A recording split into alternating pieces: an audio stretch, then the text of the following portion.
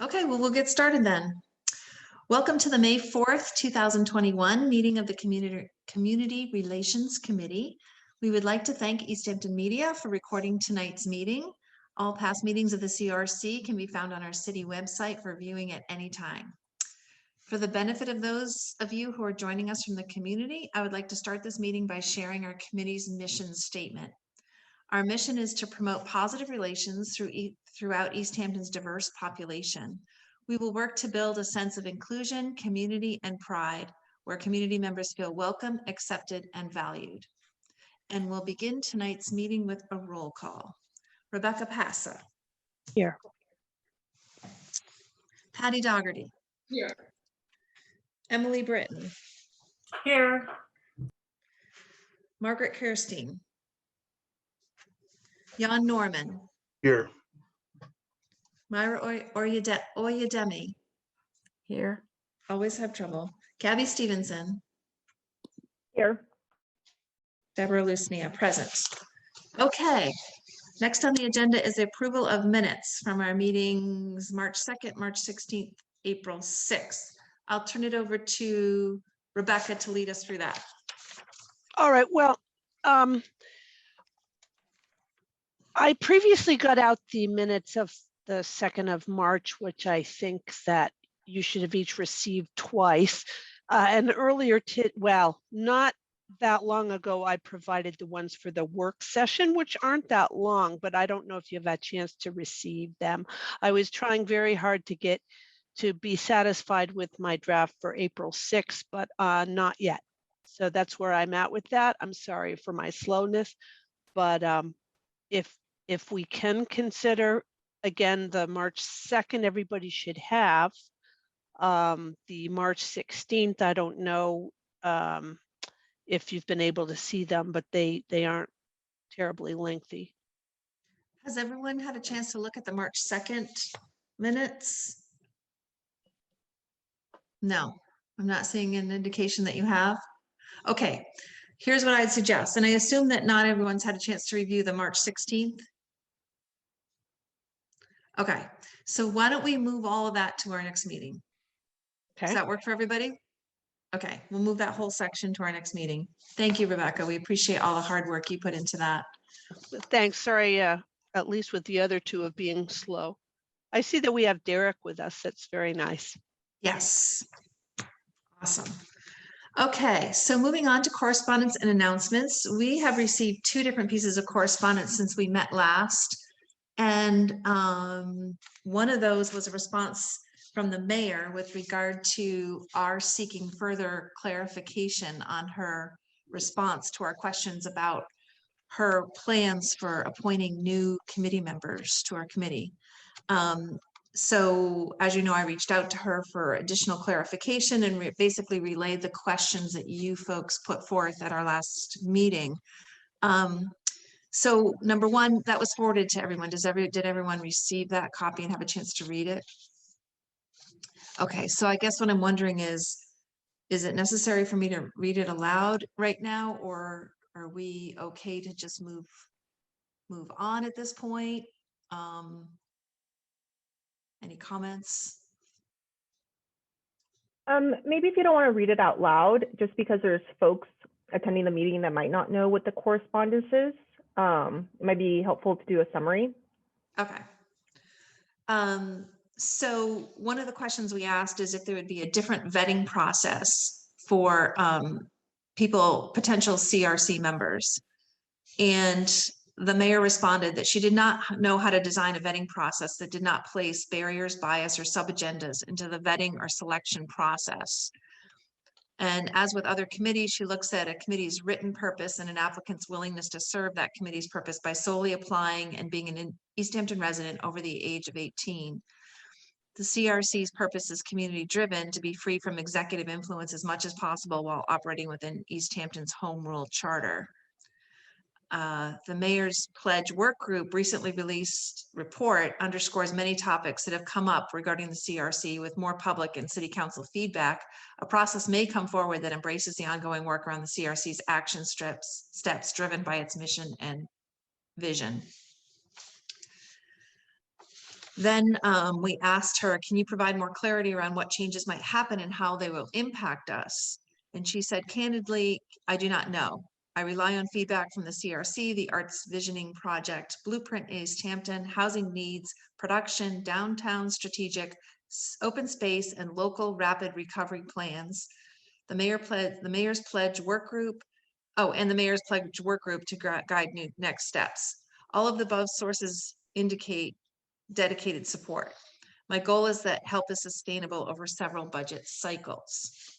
I see deciding those supports as a conversation, including the CRC, Derek Dean, Nicole Hendricks, Drs. Lomax and Ashley Campbell, the City Council, and myself. While this group is cumbersome, I do not see the absence of any listed party strengthening the long-term existence of the CRC supports. The committee also asked if, we wanted to share with her that we would rather not be put on pause while this process plays out. And she said she did not see the CRC paused while this process moves forward, but would hope with the current members would participate in any part of the process of the other committees and public forums. So in a nutshell, that was her response. Any comments, questions? Okay. Moving on, we did receive another piece of correspondence, and that was from Natalie Gomez on behalf of Akine. Did everyone receive that email as well? Okay, I'll take the opportunity to read this aloud as well for the benefit of others joining us. Dear CRC members, Akine has been working toward continuing our goal of reimagining what policing in Easthampton can look like. Yesterday, we had a great event in which a panel of experts discussed the benefits of peer-led alternatives and the way it is possible within our community.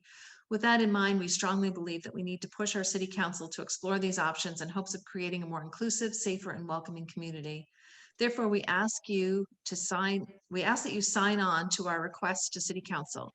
Specifically, we ask you to join us in solidarity and strongly urge the Easthampton City Council to vote to establish a committee that will work toward finding peer-led alternatives to policing in Easthampton, and pressure the City Council to look critically at and examine the scope and duties of the Easthampton Police Department with the goal of divesting a significant portion of the police budget and for those funds to be reallocated to more appropriate groups and agencies to perform those services. Please respond to this email with your support. With regards, Akine.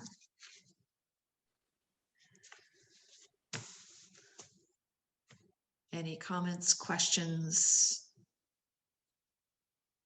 discussion on that?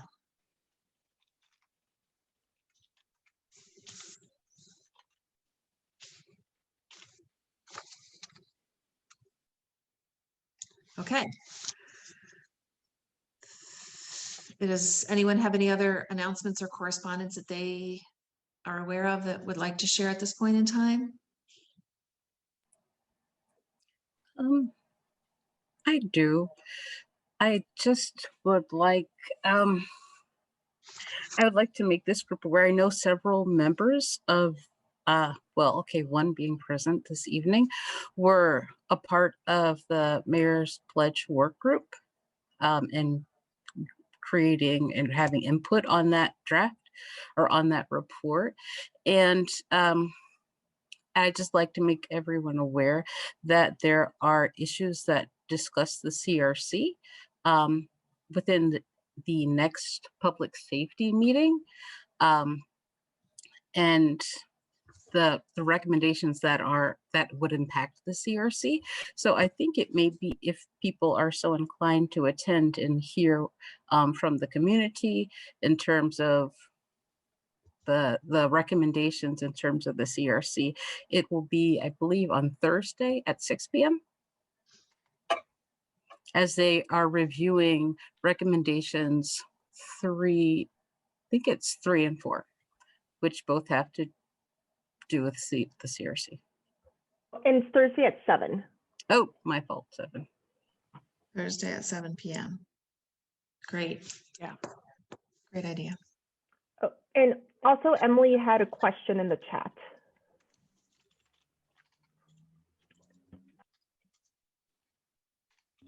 I can read it. She says that she's eating, so she blocked her video, but would like to know when we would discuss the letter.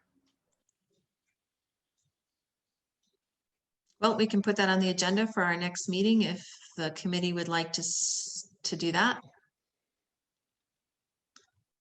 Okay, we'll add it to our agenda for next week, or next time we meet.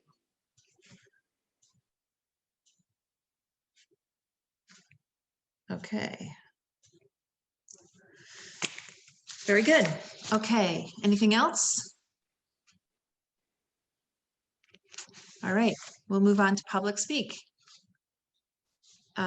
At this time, any member of the public is welcome to speak to the committee. If you'd like to speak, use the raise your hand feature by selecting the participants option at the bottom of your screen. Then click raise hand at the bottom of the participants window. If you're dialing in by phone only, you can raise your hand by pressing *9. Please remain on mute until you're called, at which point you can unmute yourself. When it's your turn to speak, we will ask you to state your name and the address of your residence before addressing the committee.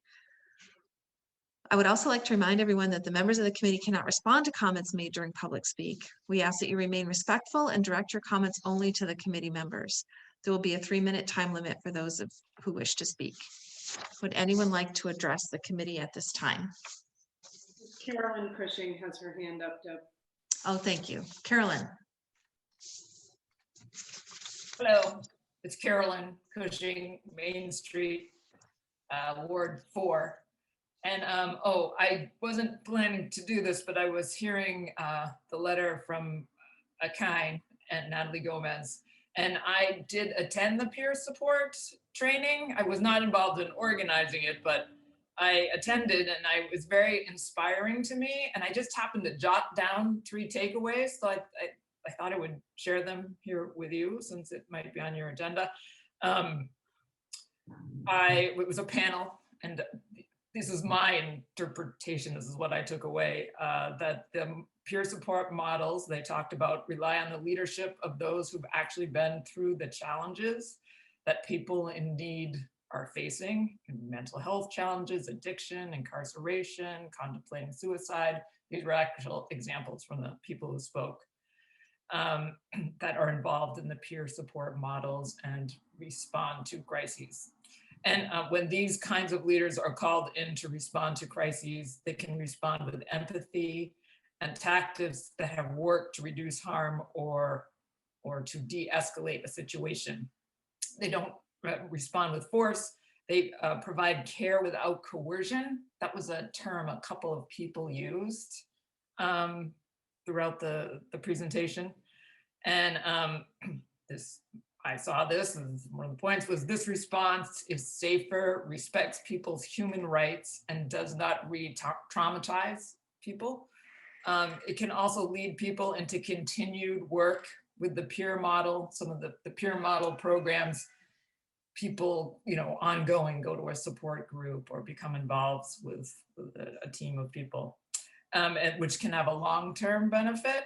And then my third point I was trying to jot down to communicate my understanding was even when police respond to a mental health crisis call, which was an example in the public hearing, public safety public hearing last time, the police are only responding to symptoms or surface issues, but the systemic causes of mental health challenges, addictions, etc. are left unaddressed. Obviously, that's not the mandate of the police. But peer support models are really working to create systems and that mutual support that are organized around different values, are based on human rights. They can lead to health and safety for all and systemic change. And you can see the whole training on the Akine Facebook page. And it's really inspiring. They were very inspiring people. Like I felt hopeful for our future world with these people kind of providing us models. So thank you for listening. Thank you. Anyone else?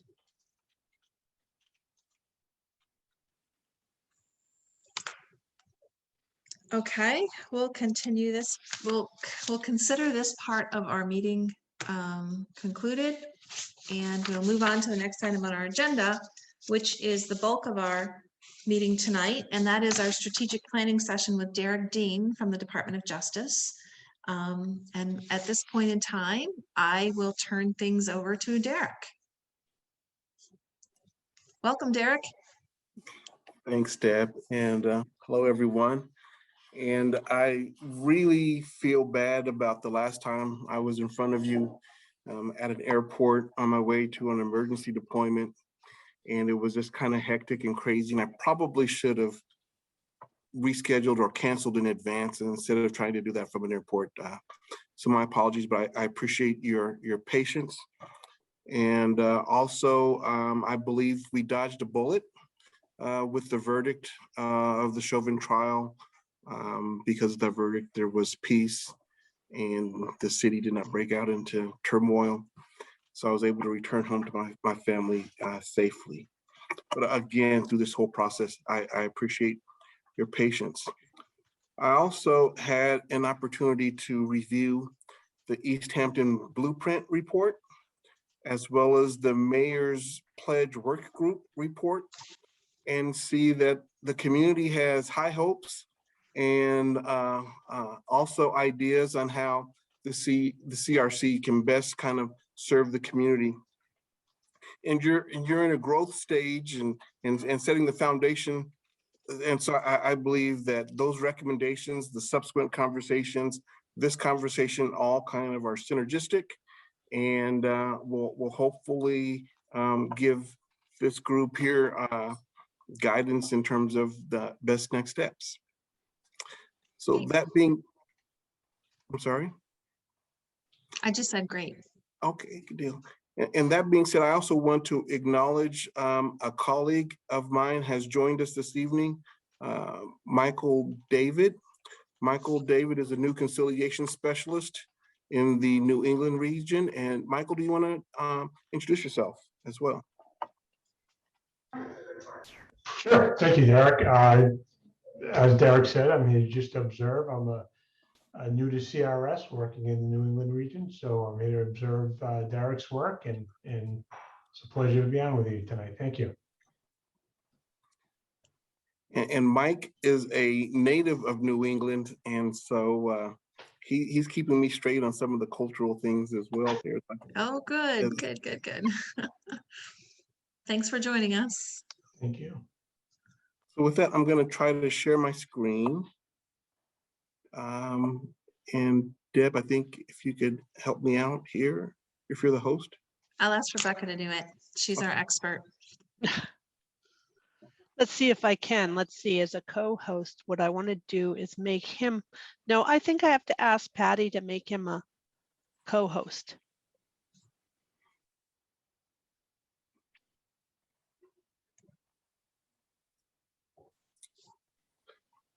So, Emily, I see your request and I'll put it on web.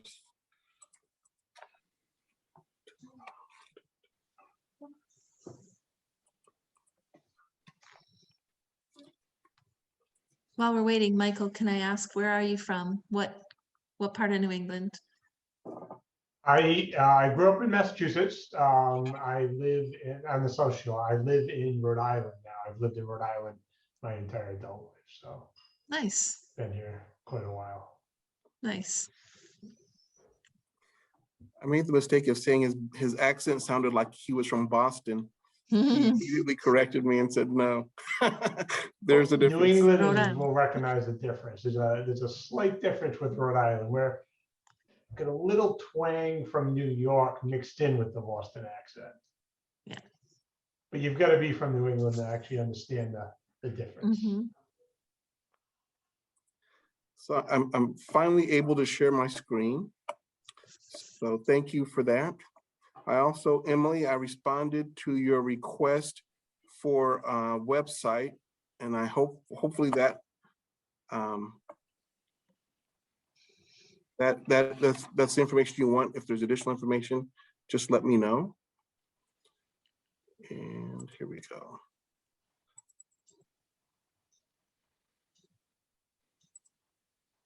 There we go. And just a quick check. Again, hopefully everybody can see the screen that I'm sharing now. Just a quick thumbs up. Thank you, Rebecca. Good, excellent. So last time we talked about the Community Relations Service. We were created through the Civil Rights Act of 1964. President Johnson signed it into being, creating our agency in Title 10 of that act to assist communities that are experiencing conflict or tensions based on race, color, or national origin. In 2009, President Barack Obama signed the Hate Crimes Prevention Act of that year, also known as the Matthew Shepard James Byrd Hate Crimes Prevention Act, which expanded our mandate to prevent and respond to violent hate crimes based on gender, gender identity, sexual orientation, religion, disability, as well as race, color, and national origin. That our foundational values are that we provide our services as impartial, neutral third parties. All of our services are voluntary to enter into. There is no coercion. All of our services by law have to be done confidentially, and all of our services are at no cost. Basically, they have been prepaid through your tax dollars. And then the agenda that was shared as well on the 16th was to go over the ground rules, icebreaker, where we are in terms of the CRC and Easthampton, a quick review of the top 5 issues from the city spirit, current events and trends, and of course that to me that needs to be updated in large part because of the in real time recommendations from the blueprint, as well as the mayor's pledge, which also shares a vision for how the CRC can impact Easthampton. And then an anatomy of an HRC, and again, it's kind of really going into the types of HRCs, the types of work that HRCs typically do, how those HRCs that do those types of work have been organized. And so I just, again, from conversations I've had in the community there in Easthampton, you know, does the HRC need a staff that reports to the commission itself, et cetera. Then also, last, a summary of ordinances and statutes on a local, state, and federal level, which has or may have an impact on the work that the CRC does, as well as also, for example, if somebody has a discrimination complaint, there are some CRCs that would actually do the investigation and the work, determine a finding, or in lieu of that, this CRC could refer that to the appropriate state agency or federal agency. So to provide those resources and a general understanding of what's covered under those ordinances and statutes. And then a closing and next steps. So the ground rules are pretty straightforward. Please participate. I always say the more you put in, the more you'll get out. And of course, participate as you feel comfortable.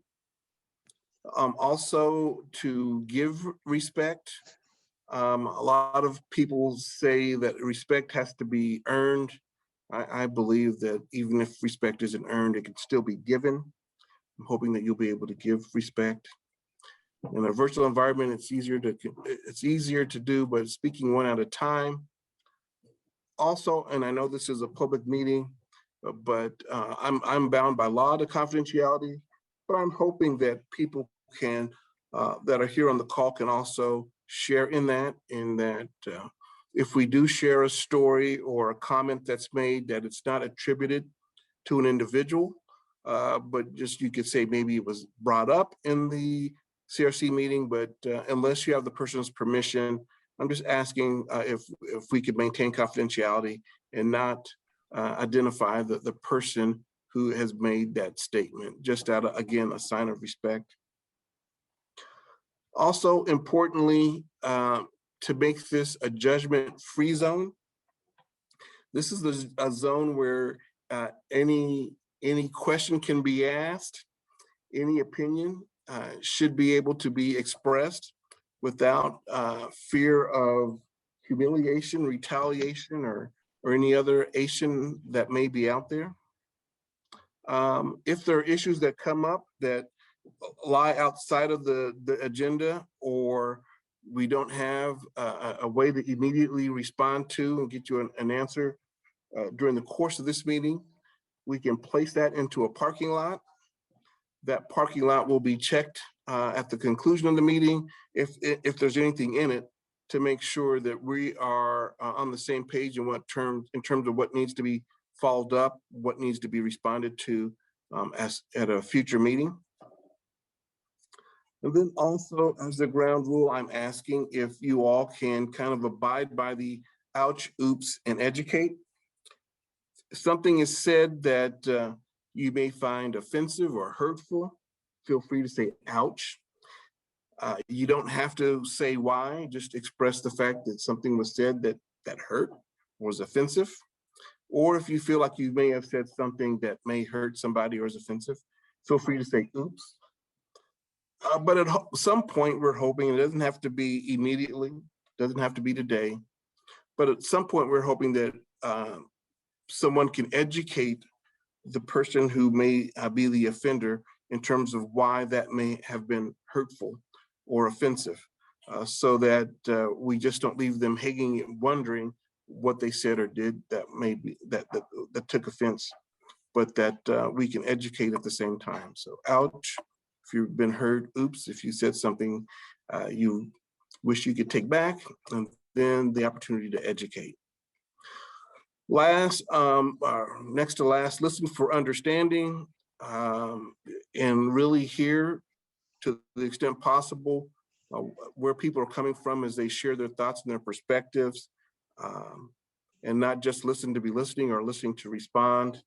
Now last, please limit distractions in terms of your cell phones, your emails, the other person in the room, etc. If there is such a person, just be mindful and limit the distractions, again, to the extent possible. So with that, I'm just going to ask, is there anything that someone feels that we need to change as one of the ground rules or add as one of the ground rules? Please speak up now.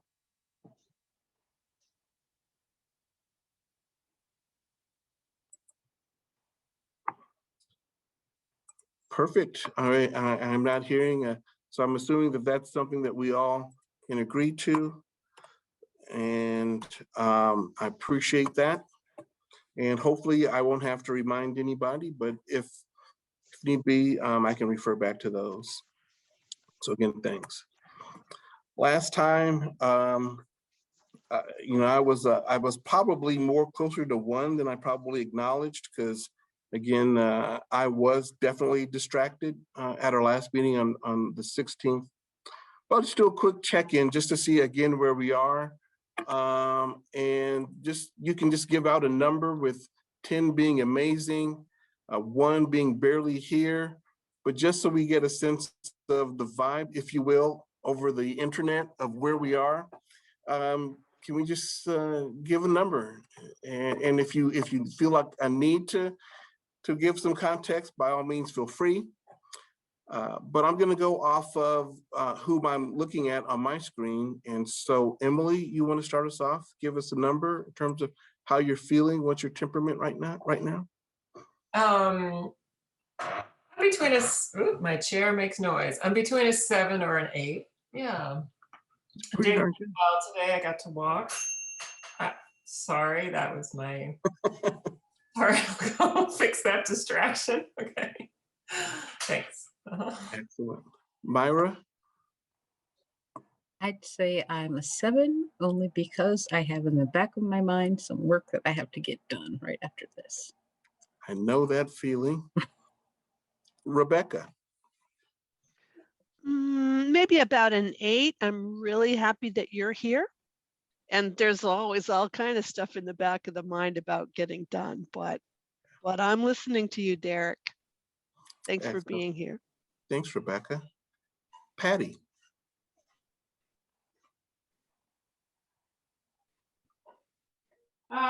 I would say I am a 7 today. That's pretty darn. Pretty good day so far. So I'm hopeful that we have a great meeting here and end the day on a good note. Excellent. And you're making me feel guilty, by the way.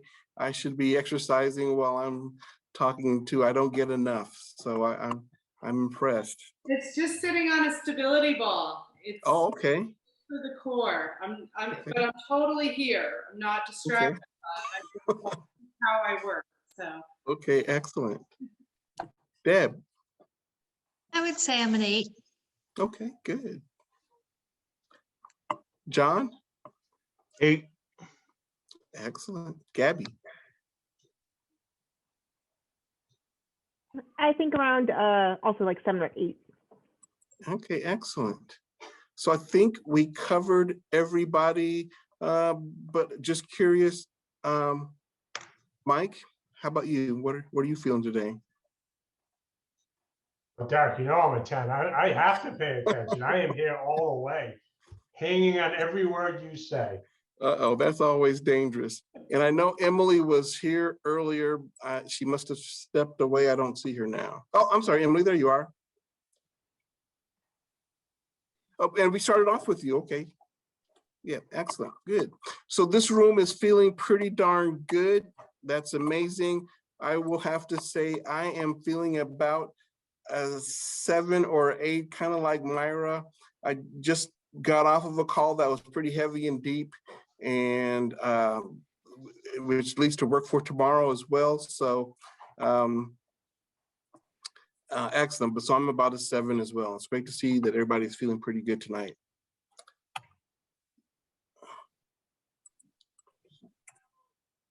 Now I'm trying to get to the next, there we go. So we did this before. I don't know if it's worth doing again, but it was choosing a value or share a value that you bring to our dialogue and why, and then choose a value or share a value that you need from our dialogue and why.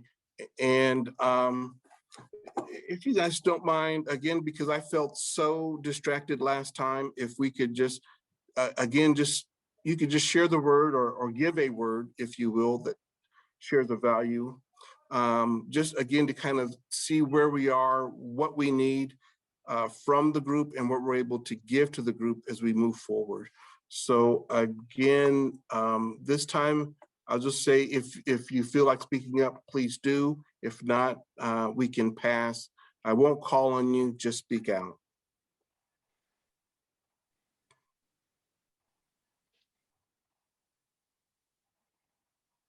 I think I would say the same things I said last time, that I could bring empathy, and that I need would be, whoops, where'd it go?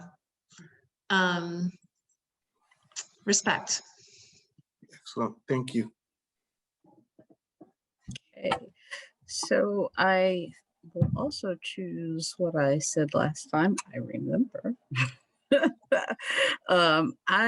I will bring honesty to dialogue and an honest reflection of my internal thoughts. And what I would need from this group in our dialogue is courage to dig deep, and courage to move on our paths forward. Thank you.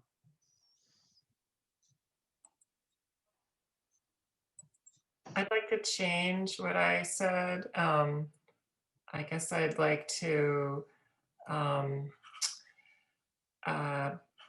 be humble, bring humility more to the fact that there are lots of people with many differences here and in our community, and I can't possibly know all of them. Know the differences, that is. And then I'd like to give, I don't know, I guess give generosity. You know, I'm giving my time here, and I will continue to do so as long as I can. Yeah.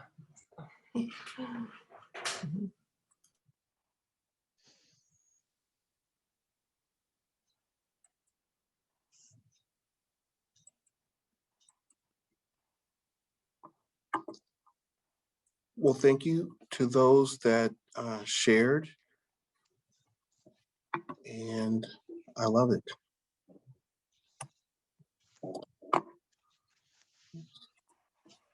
I'm trying to manage my mouse as well as the slides here. Reasons the Easthampton CRC was created. Again, this was the top 5 issues that came out of the spirit that I believe took place in 2017. Really the kind of the inciting event for the CRC to be formed as an outgrowth of the Spirit Council, from what I understand. And so the top 5 and the number of votes that they got was lack of civic community involvement and relying on social media versus direct communication was the top vote getter with 21. Lack of avenues to engage community members in crucial conversations on important topics impacting the community. Those obstacles being fear, apathy, inertia, lack of education and access was a close second with 20 votes. The other concern was new versus old residents and the division that I guess distinction creates, received 16 votes. Racism, ethnocentrism, anti-immigrant sentiments creates a sense of not belonging, unease, not knowing what to report or who to report it to. Received 12 votes. And again, kind of similar to number 3, and us versus them, old versus new, lack of a way to address and identify unconscious bias, received 11 votes.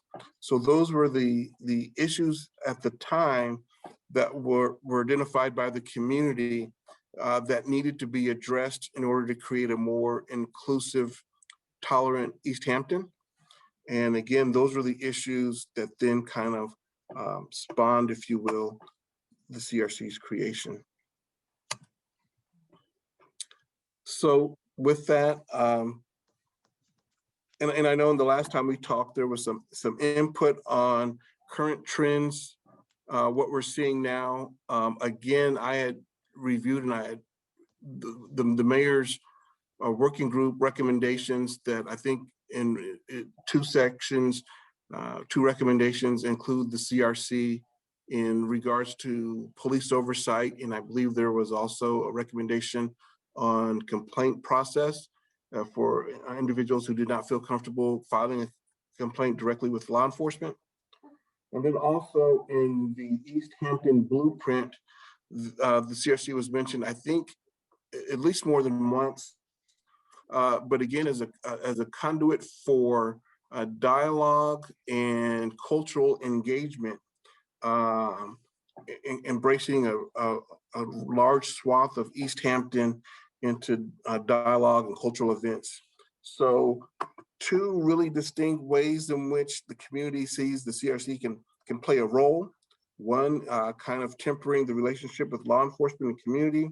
Then the second, really kind of be this convener, if you will, educator on the diversity that Easthampton has and how it can benefit us all.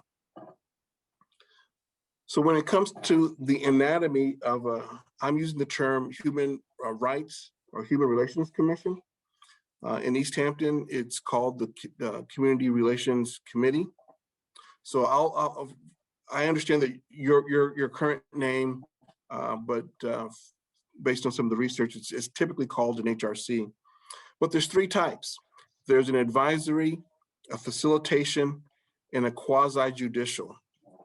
And so in terms of an advisory role, the CRC would do things such as advise the city officials in regards to ways in which they could improve their policies or practices that would reduce discrimination and tear down barriers to access. In a facilitation mode, they would, again, kind of as you are seeing in the Easthampton blueprint, you would serve as a facilitator, educating the community about the diversity that's in Easthampton, facilitating dialogue on community issues, community concerns. It could be facilitating a dialogue on race, if you will, even to bring about greater understanding between the different cultures, backgrounds, et cetera, within Easthampton. And then there's the quasi-judicial HRC, which has a role of investigation, typically when it comes to alleged discrimination in regards to employment, public accommodations, or housing. And many of those quasi-judicial HRCs have their investigatory authority provided to them either by the state or by the federal government in terms of HUD or EEOC. On the quasi-judicial side, it could also be, on the quasi-judicial side, it could be investigating various actions of city departments as well. For example, it could be law enforcement. But again, there are some HRCs that take on that function. That's typically a highly specialized function that's taken on by staff and trained staff, and often with the support of an attorney as well. So the quasi-judicial role is a big step for and a heavy lift, if you will, especially for a volunteer committee. But not to say that that is not something that this committee can reach for. So the advisory, the facilitation, the quasi-judicial, and HRCs can either be 1, 2, or in some cases, all 3 of those at the same time. But again, the more roles they take on, typically the larger staff that they have to carry out those functions. Typically, the advisory role can be done by volunteers. The facilitation role can be done by volunteers. Again, the quasi-judicial role is typically done by staff. So before I move on, any questions about the types of HRCs that there are found throughout the country?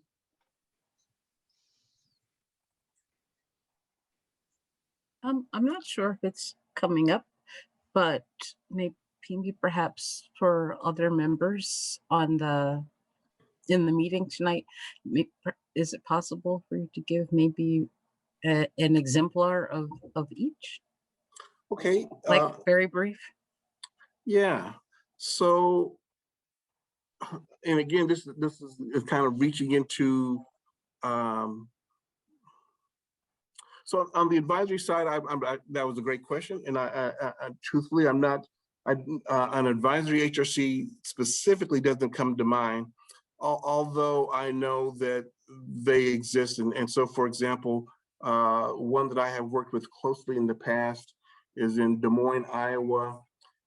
They play a strong advisory role, advising the city and city departments in regards to a review of policy in particular that they feel may lead to discrimination or raise barriers to service to its various constituents. And so, but part of that advisory role is born out of, in their case, the facilitation role. And on the facilitation role, again, the Des Moines Human Rights Commission comes to mind. I know that the Los Angeles Human Rights Commission also plays a role, does that role well as also, in that they bring together, they convene groups, they hear from various constituencies what they see as concerns or barriers, what they feel that the city could be doing better to make them feel more included. They would gather that information and then advise the city, if you will, on how that could be better. They also play the role of, if there are disputes within the city between one group or another, between one group and government. They also play a role in trying to resolve those conflicts, making sure that communities feel heard, that to the extent possible that actions are taken to address their concerns. And then the quasi-judicial, and again, I'm going to go back to the city of Des Moines, because I'm blanking on some of the larger ones out there, but I can get that information to you. I'll put that in the parking lot. But for example, in the state of Iowa, any community over the size of 10,000, a population of 10,000 is mandated by law to have a human rights commission. In many of the challenges those communities have because of the mandate is how to pay for that. And so again, taking on a quasi-judicial role, HUD and EEOC often will reimburse or pay, if you will, these HRCs to do investigations of housing, employment, public accommodations, et cetera. And so the HRCs are actually able to pay for their staff and their services by providing that service to the federal government or to the state. Also, for example, in my own backyard in Kansas City, Missouri, the city has passed ordinances that pretty much mirror state and federal law in regards to discrimination. So within the bounds of the city of Kansas City, Missouri, it's an ordinance violation to discriminate based on race, color, national origin, gender identity, sexual orientation, religion, or disability. And again, it would be the HRC that would investigate those. And if there were any fines to be meted out, it would come through that body, through the commission itself. I can provide more concrete examples of each one of those, an HRC that takes on that role, and a way for you to access and see how they play that role, if you would like. Good question.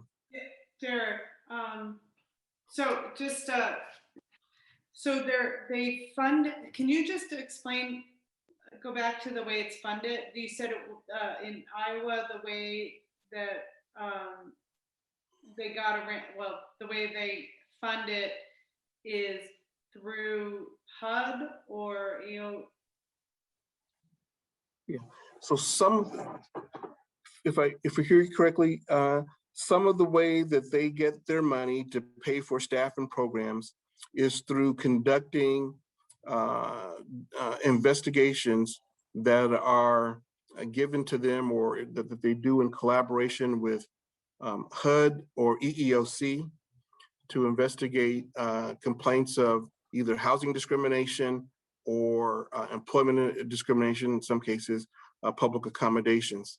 And so they enter into a contractual agreement with those federal agencies to take on, of course, complaints that are generated within their community, that they would be the ones to conduct those, determine a finding, and assist in resolving those. And for HUD, it's of benefit because there's, in each of these cases, there are timelines and deadlines that need to be met. And so it eases their burden, and the local community can be more responsive. The local HRC can be more responsive to local employers and local constituents, and also easier to navigate those local systems than a federal system. So yeah, there is, you can enter into agreements with federal and state agencies to get paid, if you will, to assist them in resolving complaints of discrimination. Okay, thank you. Mm-hmm. So those are the three types: advisory, facilitation, and quasi-judicial. The quasi-judicial would be a good goal to have. I think they tend to have, they serve a definite function within the community, but again, it would take specialized staff in order to conduct those investigations. There are three functions that HRCs typically are engaged in across the country, and that's in resolving conflict, community conflicts, promoting cooperation within the community, and settling complaints of discrimination. So my first professional job out of college was working for an HRC in Kansas City, Missouri. My first job was as a mediator resolving conflicts. So we typically, within that agency, we had a staff of 5 mediators that resolved community disputes. My niche, because at the time I had a baby face and the schools were going through some tremendous challenges, my niche, my main job was to resolve conflicts between students and schools.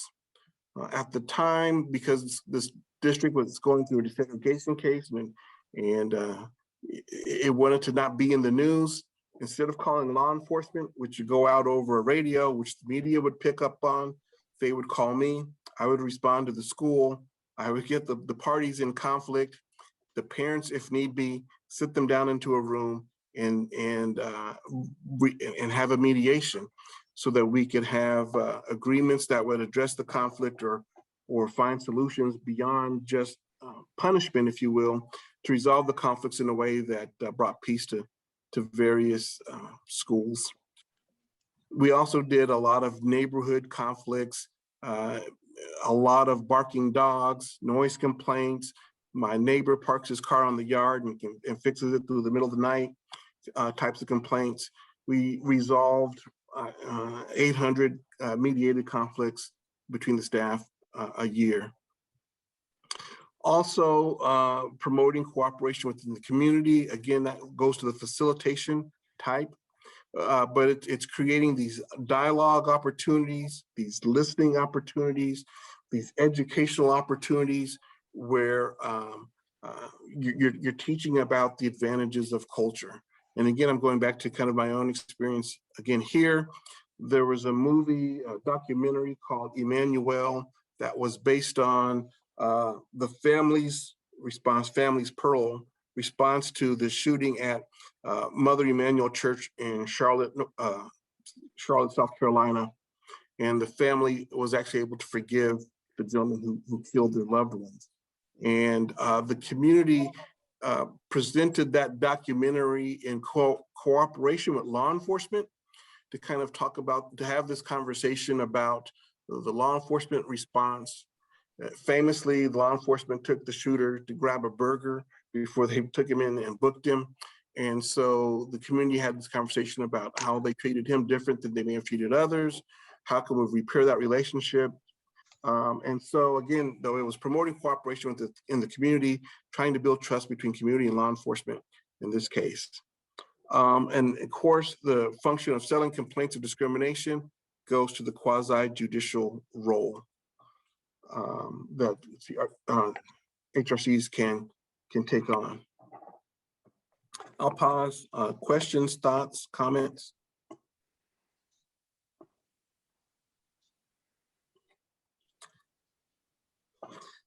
Beautiful. Oops, I love it. And so again, when you take a look at HRCs across the country, and there are hundreds of them, most major communities have them. Their history is roughly 50 to 60 years old. And they came out of, not in every case, but in large part out of the conflict and turmoil of the 1960s as a way to address communities wanting change, communities feeling not being listened to.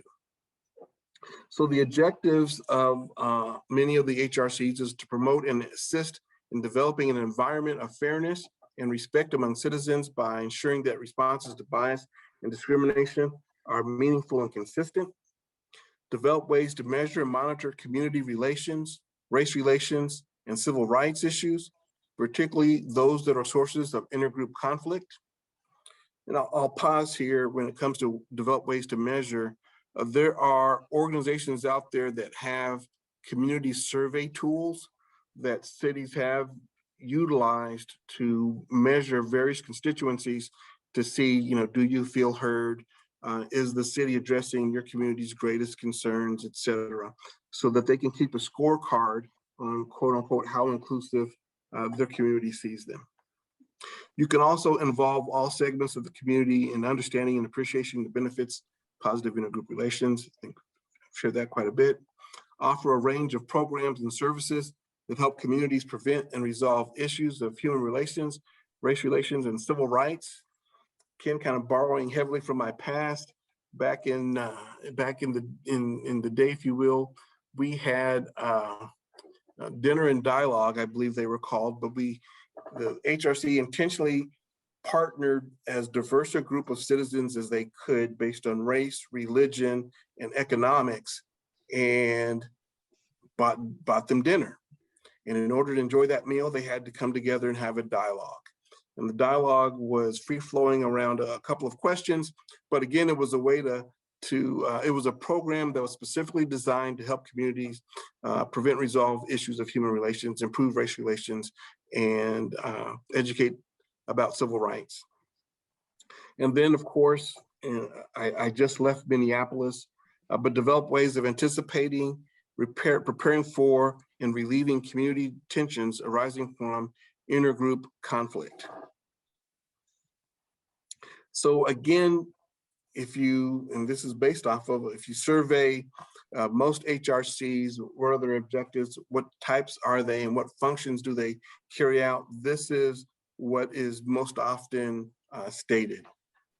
There are a few that do some very creative things along the edges, but for the most part, an overwhelming majority are going to fall into this anatomy, if you will, in terms of what they do on a day-to-day basis.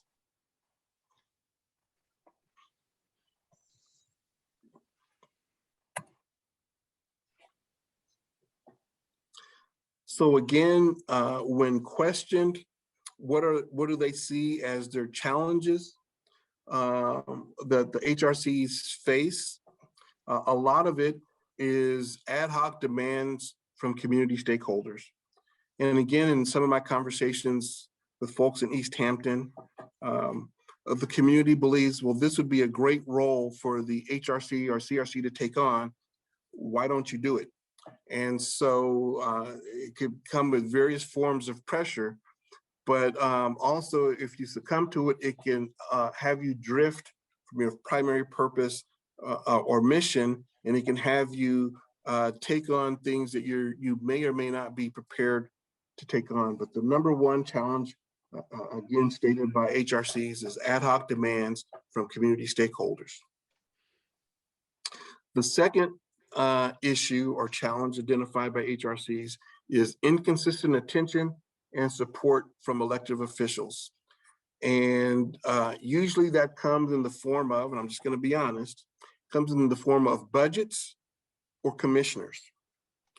And so either your budget gets limited, reduced, eliminated, or you will get stocked or staffed with commissioners whose purpose isn't really consistent with the overall mission, if you will, of the HRC itself, which then kind of undermines its effectiveness. The other challenge is hazy programmatic responsibilities. In other words, where there is no clear direction, that programs are put together to create busy work, but not necessarily have an impact in the community. And again, some of the examples I've seen across the country have been HRCs that do an annual Martin Luther King Day event. It's a great program, but that may be the only thing that they do, and the community is really unclear, other than to celebrate Martin Luther King, what its purpose truly is in terms of the effectiveness of an HRC. Or again, and I did use an example from my own past, but having ethnic food festivals where we can share in each other's cuisine. But again, it's a great event, but those programmatic responsibilities and purposes are a little bit unclear. Also, when it comes to another end of the spectrum of the hazy programmatic responsibilities is if community tensions do break out, whose responsibility is it? Is it the offending parties or department, or is it the CRCs? Who should step in to try to address this? Who has the authority to step in and try to address it? Funding is always a challenge, I think, for most folks. And then the development of relevant and impactful programs and services that achieve long-term goals. And again, in this area, there's not one program or service outside of the quasi-judicial role that a lot of HRCs can point to that they are confident in its ability to achieve long-term goals and how that's measured. So I'll stop there. Do any of you see some of the challenges expressed here as challenges that you're already feeling as a commission, as a committee?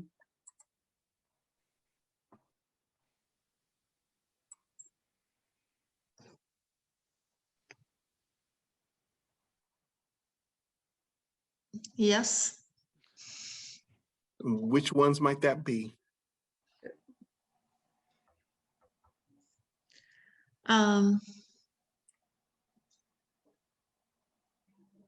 Hazy programmatic responsibilities.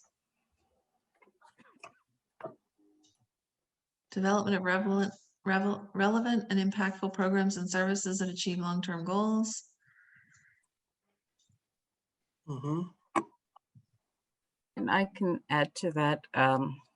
It seems as though the Community Relations Commission ordinance has everything under the sun in it, which fulfills basically all of the three, all three has the potential to have all three components of, I've forgotten what you call it, categorizations of CRCs. I see challenges in terms of, I don't think we have a budget to speak of. And as you heard, we also have membership that's waxing and waning, and more toward the waning side, which hasn't been replaced and has, I'm not sure when that plan is to occur. So I see it being a multi-layered challenge, but I think if we start to think strategically in terms of our capabilities and our ability to reset, then perhaps they're not as challenging. And if we have like a mission of growth or our growth mindset, as folks would say.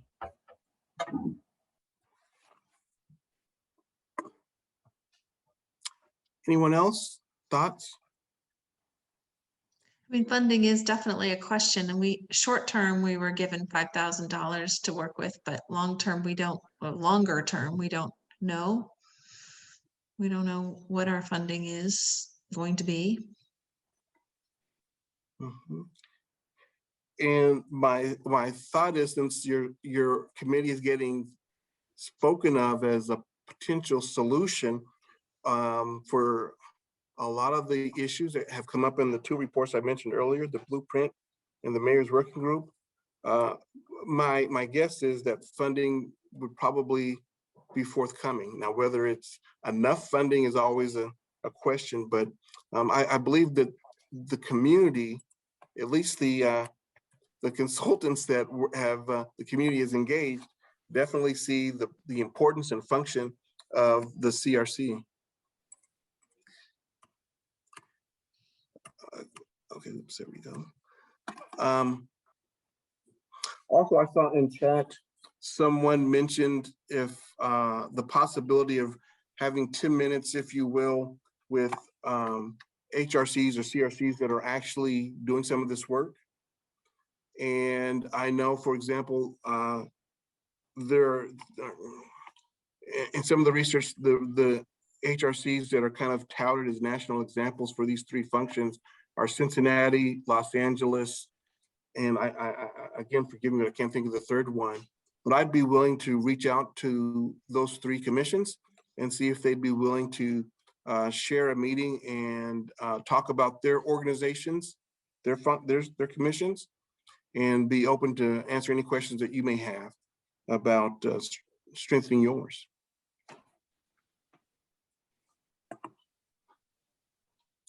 That's great. I Sounds good. wanted to jump in and say, I think all those challenges listed are all our challenges. And so I guess it's good to know that, we're not alone in those challenges. That's pretty consistent with what's happening, with what happens with most HRCs across the country. Yeah, you're definitely not alone. In fact, you're probably in better shape than a lot. So in terms of this idea of responsibility and authority is another issue that HRCs take on, right, or are challenged with. So for example, they may be given the responsibility, but they may not have the authority.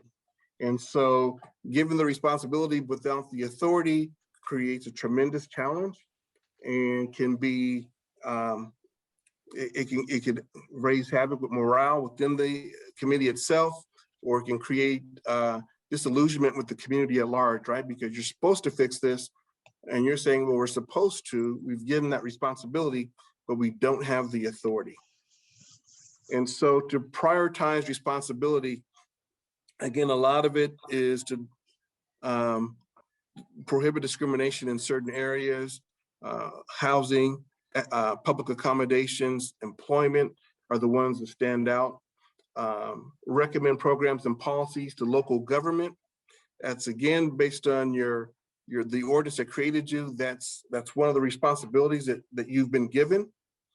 Again, you've been given the responsibility, but you haven't in that same ordinance been given the authority. And to develop and maintain programs that build positive relations. And again, that seems to be the responsibility that's being given to you. But again, the question is, what's the authority? So some of the recommendations are for the commission to begin to outline its authority. And so what are the rules that the commission has in regards to partnerships with private organizations?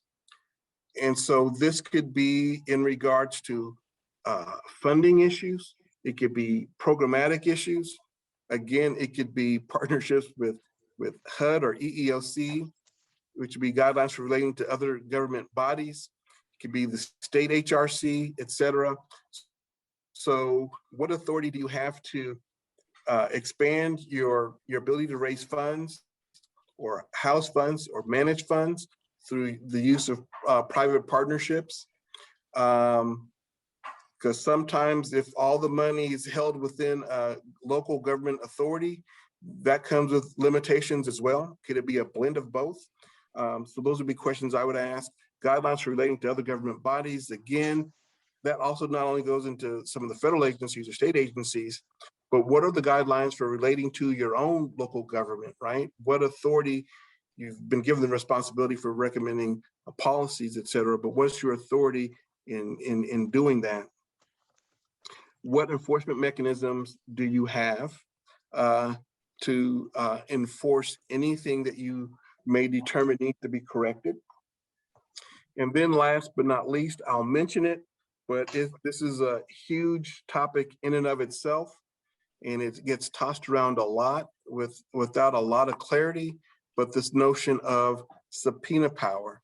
Can we, and oftentimes it's used in regard to, well, investigations of discrimination of housing and employment, et cetera, but also oftentimes when HRCs are sought to be oversight over police departments.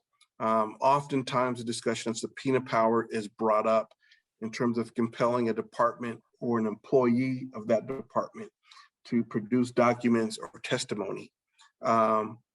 Again, highly controversial.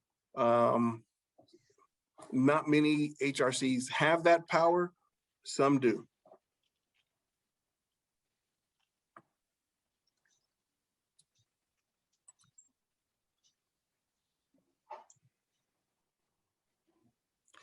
Okay, I'm checking chat again, and Emily, not to dissuade the idea of talking with other HRCs, but what might be most valuable to me is watching a meeting, Cincinnati, LA, wherever, in action, and emphasize action. Again, with your permission, I'll reach out to those HRCs and ask them if that's possible. Usually they're public meetings, and so I don't think there would be any serious barrier to that, but I can definitely ask. And then to me, it's always helpful, but it's up to you if you could ask questions about, you know, what was going on, or how do they plan on taking on the issue that may have come up, or how have they addressed it in the past. So in a nutshell, this is what I'm calling an anatomy of an HRC, kind of what they do, what roles they play, what challenges they have, and again, prioritizing your responsibilities and outlining your authority. And responsibility without authority can create more problems.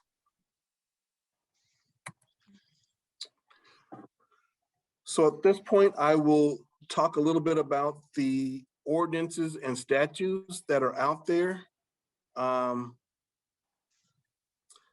this I think, comes from the local ordinance that created the HRC. And it states, the CRC shall have the following duties and responsibilities. I'm sure many of you are very familiar with this. Advise and make recommendations to the mayor and city council on community issues related to health, safety, community involvement, and the fair and equal treatment of all persons, including but not limited to issues outlined in the report from the DOJ session held June 20th, 2018, which was the where I got the 5 issues that kind of, and the number of votes that they got, that kind of created the seed, if you will, for the CRC. Trying to check my chat. Myra, I see you have to go. If you've left, have a good night. Take care. Oops.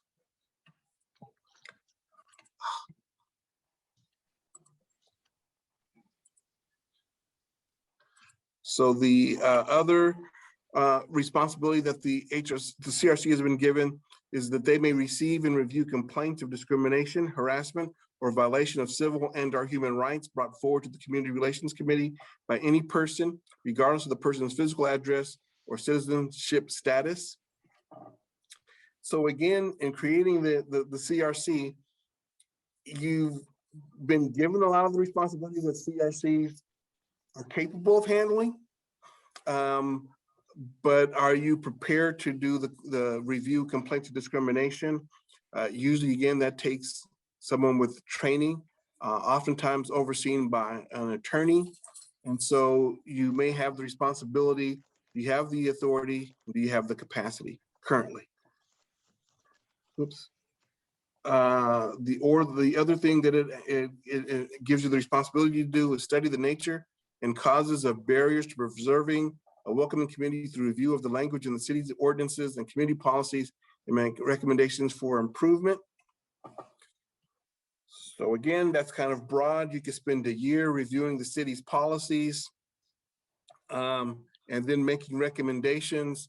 But if you took the 6 to 9 months that it took to make those reviews and make those recommendations, what would happen to that utilization of your time?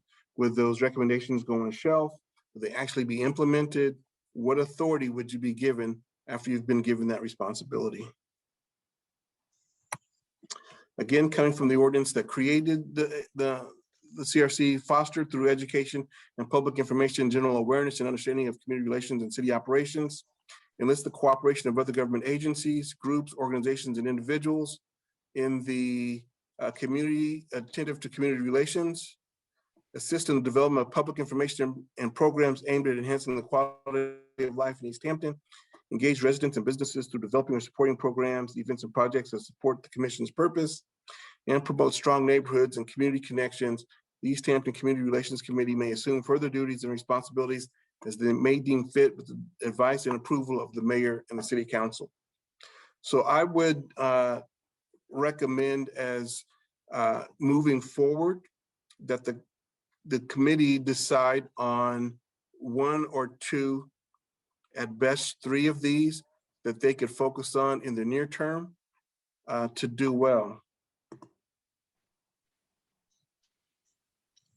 So I see a question again from Emily.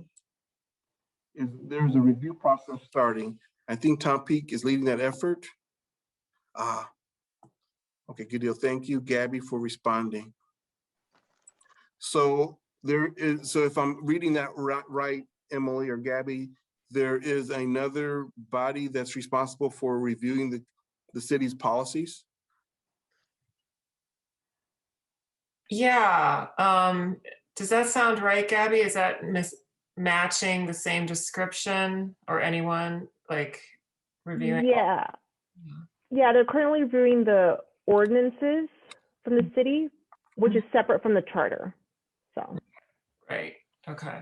And They're just Gabby, it's not a standing committee. It's a new, right? It's like sort of an ad hoc. It's an ad hoc committee that if I remember correctly, they're meeting, I think, twice a month over the course of 8 to 10 months. Right. And I think they just released like their first initial report. And I think their next initial report, if I remember correctly from that meeting, is going to be in July. So, but it's not a standing committee. It's only meant to last for like about a year. Okay.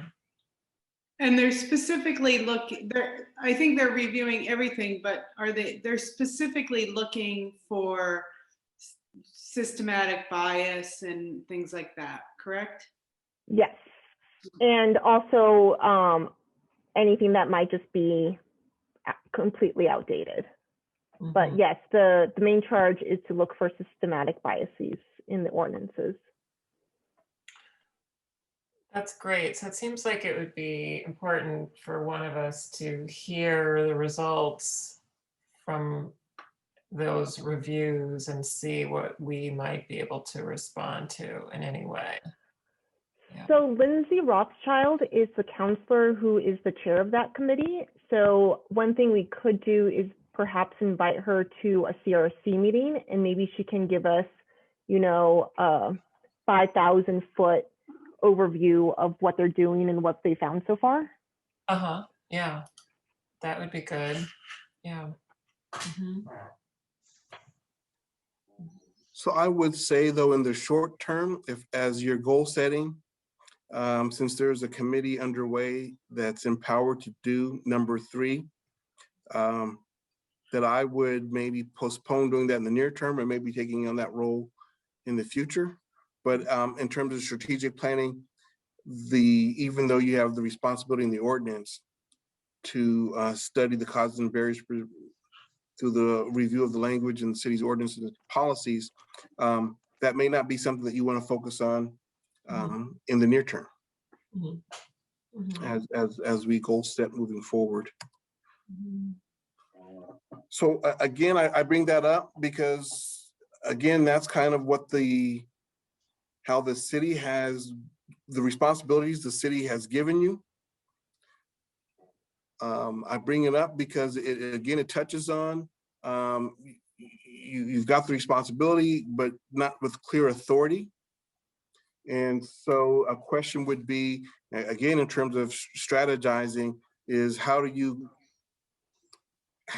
make your findings relevant or your actions relevant through whatever authority you can get. So I will move on. Whoops.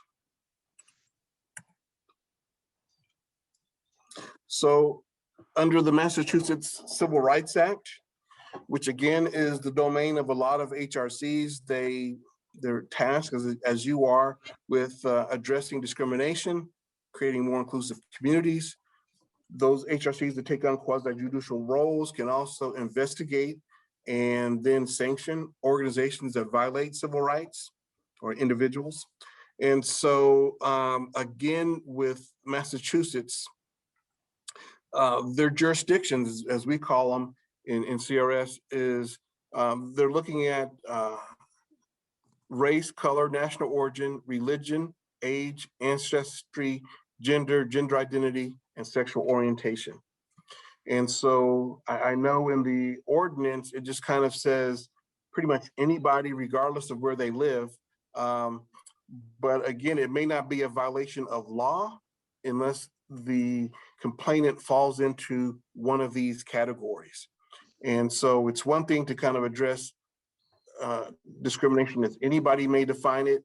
But again, in terms of what your quote unquote authority is, it could be limited if the complainant doesn't fall into one of these categories. And again, it may be limited if they also don't fall within the, what needs to be proven by law. So they have to be a victim of threats, intimidation, or coercion based upon these factors here. Or because you engage in a protected activity, for example, the right to vote, or to obtain an education, or the right to freely associate.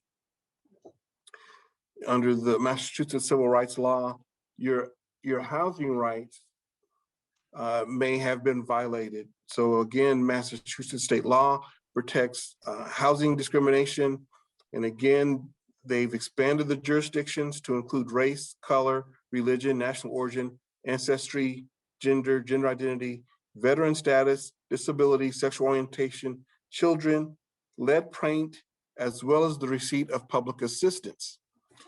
And so again, as a CRC, people will probably naturally gravitate towards your body to have you address allegations of discrimination. And so again, based on what the infraction is, will also determine what jurisdictions are covered, and also gives you a basic understanding of what the perpetrator has to be proven guilty of, if you will, through an investigation. So again, in Massachusetts, you can't be threatened or intimidated, coerced, and you can't be precluded from engaging in certain activities based on certain factors. You can't be precluded from housing based on an expanded set of factors. And when it comes to employment, you can't be discriminated again on a different set of factors: race, color, religion, national origin, ancestry, gender, gender identity, veteran status, this time age, disability, sexual orientation, genetics, or based on your reporting of discrimination, or in other words, retaliation. And so if you're an employer, job applicant who discriminated against, and you feel that, you can report that to the state of Massachusetts Attorney General, and their office is responsible for investigating that. But again, knowing what these jurisdictions are and knowing what the law says about civil rights violations, again, would be important for you to know, as one of your responsibilities is to address allegations of discrimination. Investigating these, again, often go to trained professionals. And so this would be a laudable goal, but one that would maybe take you a year or two to achieve. Number one, funding. Number two, staffing. Number three, training, et cetera, in order to have the capacity to investigate or these types of infractions. Did I hear a question?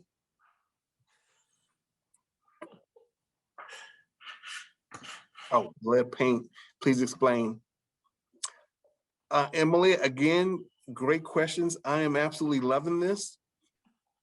And I have no explanation why lead paint would be included as a protected category, other than it tends to impact low income families disproportionately in older housing stock that may not be maintained properly by the landlord. Right. So maybe it has something to do with if someone, is trying to rent out their place and it has lead paint and they're unfairly discriminated against, being told that they can't or something like that. I don't know. I would imagine if I rented a place and it had lead paint and I'm asking to get it abated, yeah, that could be a factor too, that you're violating my civil rights by making me live in housing that has lead paint, which is proven to be harmful, especially to children.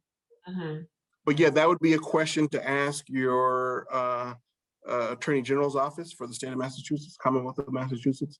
Why lead paint? And and again, if that's an issue in Easthampton, are there materials to educate the community about that? In terms of if you are living in a house with lead paint, here are your possible remedies. Right.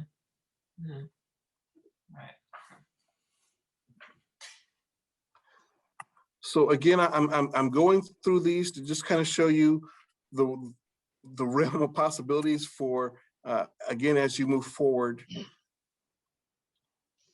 Again, this is under the Equal Pay Act. And your Equal Pay Act may have been violated if your employer has discriminated against you based on your gender by paying you less than employees of a different gender who performs comparable work. That is not definitely in the state that I am, we don't have an Equal Pay Act. Again, if that's brought to you, it's important to know where to refer that employee or how to handle that. You're right, under the Massachusetts Public Accommodation Law, may have been violated if you have been discriminated against in places of public accommodation, such as a hotel, restaurant, bar, theater, concert hall, sports stadium, etc., based on, again, race, color, religious creed, national origin, sex, gender identity, sexual orientation, deafness, blindness, and any physical or mental disability.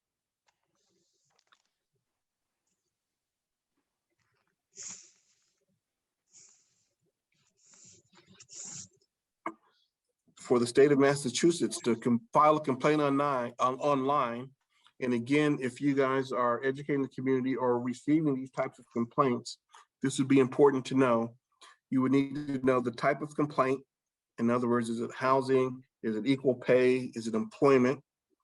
The name of the company, the business or organization you are filing the complaint against, a clear and detailed summary of the complaint, including names and dates if possible, your name and contact information, including a mailing address and phone number.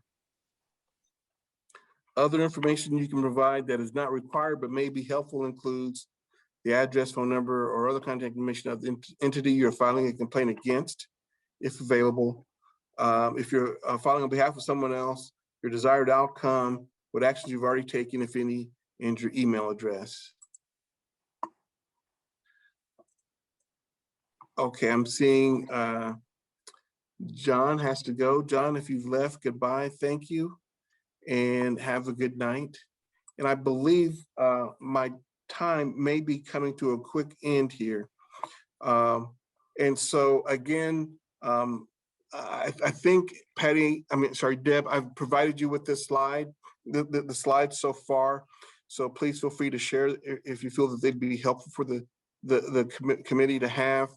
But again, if you're receiving complaints at this point, instead of investigating them or handling them, you would need to guide the person in letting them know how to file a complaint online, what information they need. If they can't read or write, if there's language issues, can you help translate? Those would be questions I would have. Of course, by federal law, you can't discriminate against someone because of a language barrier. So there are many things to consider if you jump into this taking on these complaints. Here at the conclusion of this slide, I go into the federal statutes, HUD Fair Housing Rights and Obligations, and I didn't go into EEO or the employment parts of this, just the HUD parts. I can go over that when we meet again, but again, in terms of your responsibility as reducing discrimination, these are issues that you should probably be trained on and knowledgeable of from both the state and the federal level, and if there are local ordinances from a local level as well. So it's 6:30. I'm going to pause here, take any questions that anyone may have. At this point, any thoughts that this has kind of evoked in terms of what's possible for the Easthampton CRC moving forward? And I guess next time we'll also begin to think, then if this is the realm of possibility, what's the best use of our time at this stage of our growth in terms of what we should focus on? So thoughts, comments. I feel like I've been doing way too much talking. So Derek, do you feel like you're pretty much at the end of the overview of the information to share with us about CRCs or HRCs? Are you, at this moment, are you you're close to the end of the overview? So then all I have now is the fair housing laws, which again, fair housing and employment are the two federal laws that are most often investigated by HRCs, those that do the quasi-judicial function. And so again, if someone comes in and it's not covered under state statute, if it's under a federal statute, knowing what those statutes are and who to refer them to would be important. So that was the main thing with HUD, and the guidelines for HUD, what's illegal to discriminate on, based on, and how to make that complaint. And so if you've got this slide, you can just share this, and it can just be a resource. Okay.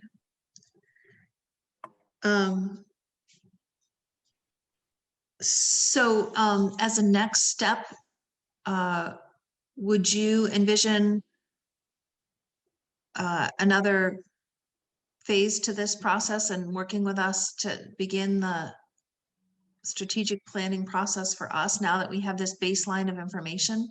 Yeah, so I think at this point I would do two things. One would be to now kind of take a look at what has been and post what has been placed, the recommendations from the community or the consultants in regard to the police reform, the blueprint, the establishing ordinance, and then have the committee kind of vote on which priorities they think they should address or capable of addressing first as an issue, which ones that they would like to achieve long-term. Have some debate about that and as to why those issues, whether that be the advisory role, the facilitation role, or in the future, the quasi-judicial role, but at least establishing what your goals are, what they are, how they are prioritized, and then develop action plans around each one of those priorities so that you can achieve them in the either near, medium, or long term. From what I understand, if there is a budget request for funding in the next fiscal year for the city or for staffing, that there is a timeline that's approaching, I believe, late this spring. And so in that action planning, if you could identify, and if we know that we need these things to do these things as part of our action plan, to submit that to the mayor or the council so that they can be equipped to argue on your behalf.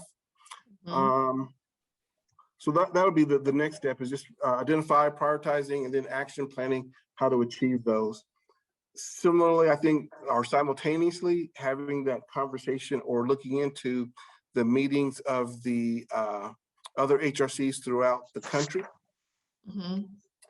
And then last but not least, I would recommend a subcommittee be working on establishing, for lack of a better word, bylaws for the committee, especially as the committee may grow or that new members may be coming on board, establishing kind of a fair set of ground rules, expectations, and roles, etc., for those incoming members so that they know exactly kind of what the rules of the road are for their participation.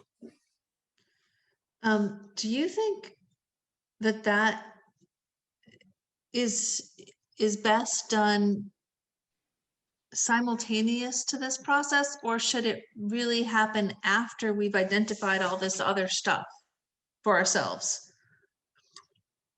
Like, would it make more sense to have us go through some of this process and identifying our goals and our priorities and our action plans, and then addressing some of the details, like around the whole bylaws thing? Or do you really see that happening simultaneously? So that would be completely your decision. The bylaws, if you will, would have nothing to do with goal setting. It would really be the norms that we've created in terms of how our committee will grow and function, if you will. And so one is not dependent on the other. If you're growing and bringing on new members, that would be a very useful document for everyone to have. But again, you know, it doesn't have to happen tomorrow. You know, so whether it's done simultaneously, before or after, that's completely your call. Okay. Okay. I would just recommend that it happen. Okay. Sooner than later. Okay. Well, we have that listed on our agenda for tonight, so we can certainly discuss that after our session with you is complete for tonight. Or, I mean, you can stay with us in the conversation as well, but I'm just saying that we can talk about that next. So I don't mind jumping off. I appreciate your time and participation this evening. And Deb, we can discuss next step later. Okay. Thank you guys. All right. Well, thank you very much, Derek. We really appreciate your sharing all your expertise with us. Okay. We're grateful. Thank you. Thank you. Thank you. Thank you, Michael.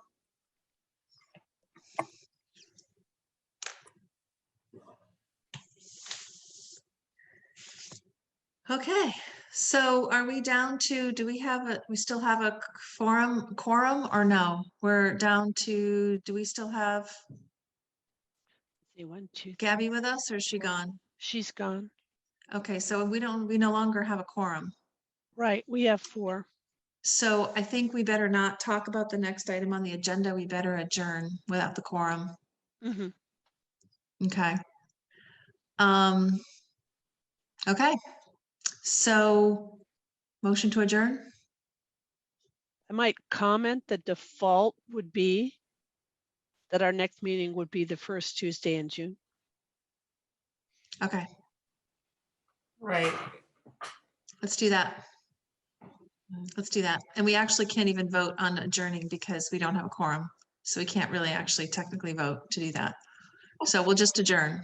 Do we have to But- stay online until the first of first? Well, you know, I raised that at the work session saying that, you know, we couldn't vote at the work session and you were certainly sure that we could vote on adjourning. So I think maybe we can be informal, like I'm cool with that. Okay, everybody cool with adjourning? Okay, yes, okay. All right, well, thank you all very much. We'll work on putting our agenda together for the next meeting and we'll assume that it's going to be the first Tuesday of June. And we'll see you all then. Can I just say that it would, I would love to, like, yeah, do the vote soon. And I mean, it kind of seems a little bit like a no-brainer on which type we would be, since he doesn't recommend that we be the quasi-judicial. But anyway, seems like we should do that sooner rather than later. Yeah, so can that be on the agenda next time? Yeah, well, we'll make sure it incorporates all of that. Okay. All of that. Yeah. Okay. Very Okay. good. Thank you all. Thank you. Thanks.